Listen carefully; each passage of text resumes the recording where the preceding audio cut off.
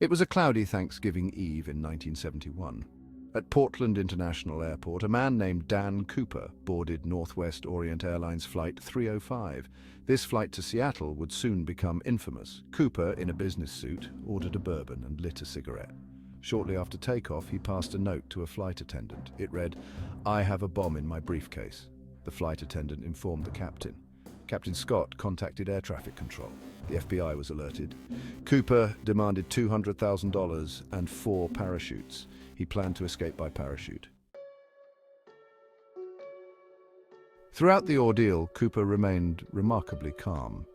He spoke in a measured tone, never raising his voice or threatening violence unless provoked. Witnesses later described him as a man in his mid-40s, about 6 feet tall, with dark hair combed neatly. He wore a dark suit, a white shirt, a black tie, and sunglasses, which he removed intermittently. Despite his calm exterior, Cooper was clearly intelligent and calculating. He knew the layout of the 727, specifically mentioning the aft stairs, a staircase in the rear of the plane that could be lowered during flight. He was familiar with aviation procedures and seemed to have anticipated the authorities' every move. Cooper's knowledge, coupled with his calm demeanor, only added to the mystery surrounding him. Who was this man? Where did he come from? And what drove him to hijack a plane on Thanksgiving Eve? These questions would continue to baffle investigators for years to come.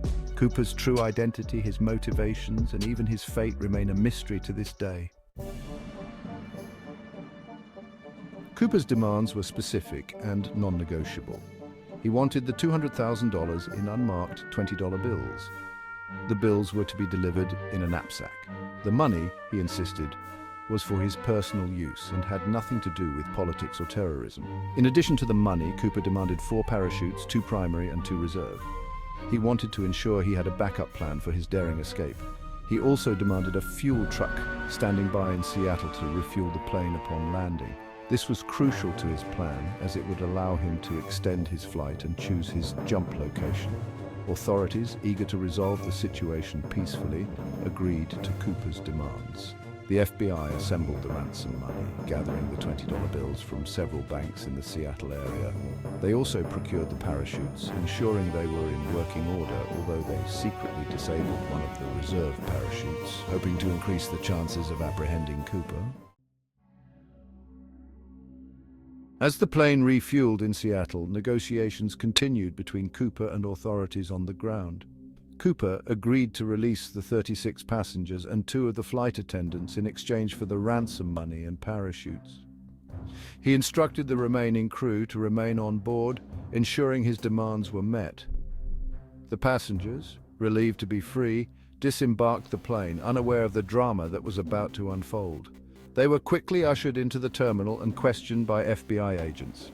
However, none of the passengers could provide a clear description of Cooper or offer any significant insights into his motives. With the passengers safe, the stakes were even higher for the authorities. They were now dealing with a hostage situation involving the remaining crew members.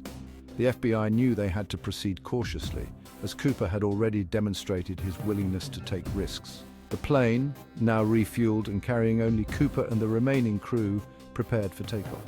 Cooper gave Captain Scott specific instructions for the next leg of the flight, a flight that would take them into the dark skies over the Pacific Northwest. Section 5, Into the Night. With the ransom money and parachutes on board, Flight 305 took off once more, this time on a course south towards Mexico City as directed by Cooper.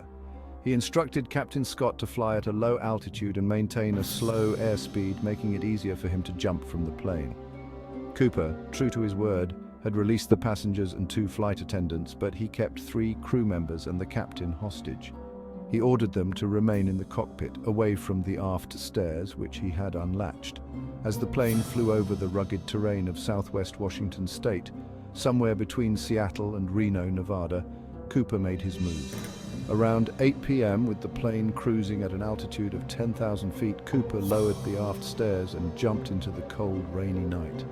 He was wearing a business suit, a raincoat, and carrying the knapsack filled with $20 bills.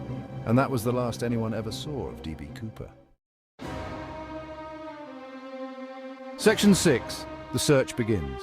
The moment Flight 305 landed safely in Reno, a massive search effort was launched.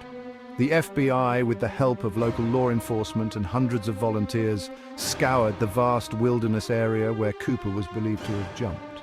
They used helicopters, airplanes, and search dogs, hoping to find any trace of the elusive hijacker. However, the search was hampered by the difficult terrain, dense forests, and the fact that no one knew exactly where Cooper had jumped. The weather also played a factor, with heavy rain and fog obscuring the search area. Days turned into weeks, and weeks turned into months, but the search for D.B. Cooper yielded no concrete results.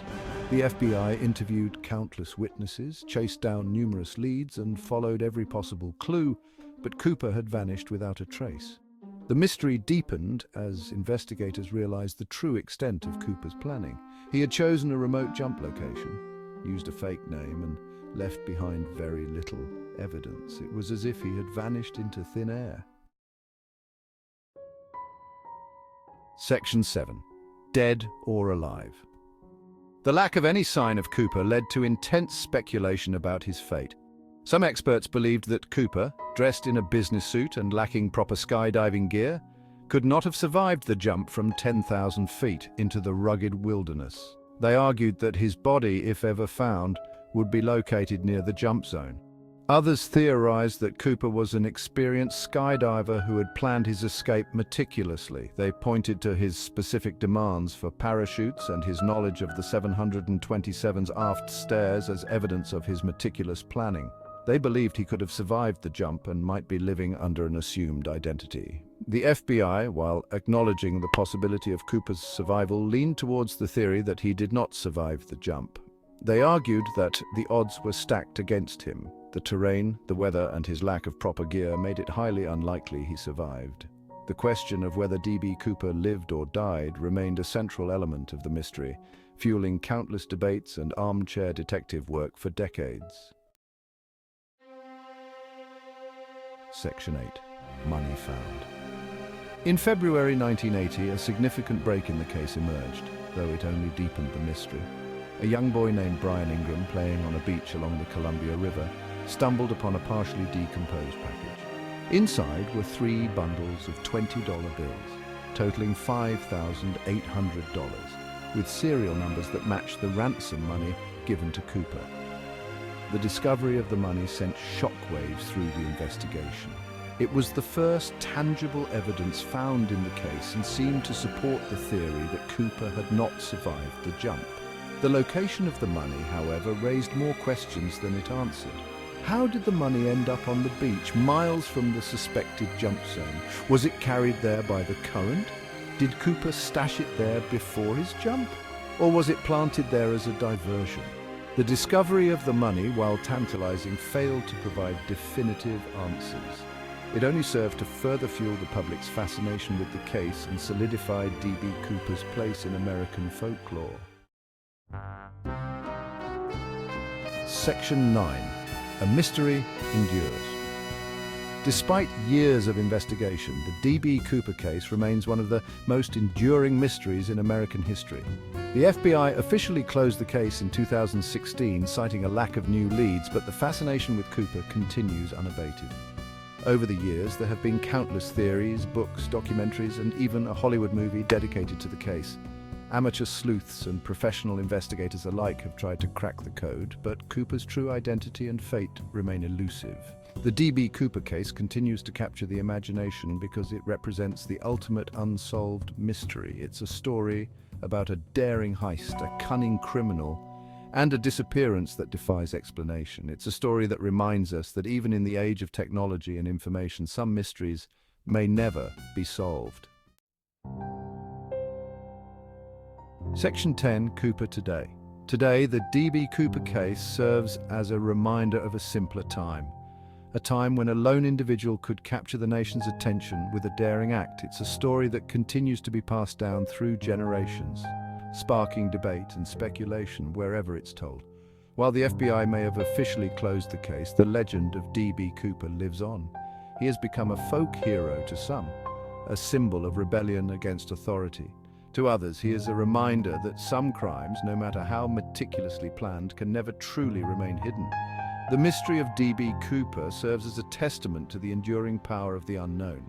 It's a story that continues to fascinate, intrigue, and inspire us, reminding us that some mysteries are destined to remain unsolved. And perhaps that's what makes the story so enduring.